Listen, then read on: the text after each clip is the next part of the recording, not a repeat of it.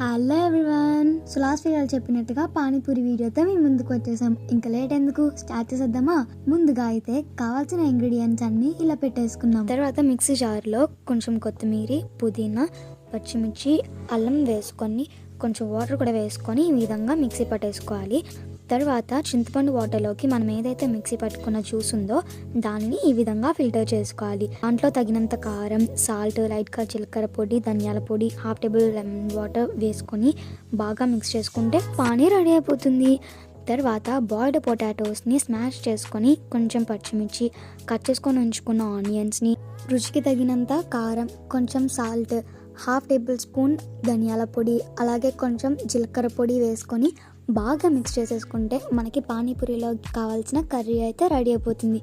బాగా మరుగుతున్న ఆయిల్లోకి పూరీస్ వేసుకొని రౌండ్ షేప్ వచ్చాక బయటికి తీసుకోవాలి. ఇన్స్టెంట్ పూరి సూపర్ మార్కెట్స్లో దొరుకుతాయి. సో ఈజీగా పానీపూరి ఇలా ఇంట్లోనే చేసుకోవచ్చు. ఈ వీడియో కనుక మీకు నచ్చినట్లయితే don't forget to like, share and subscribe to our channel. Bye bye.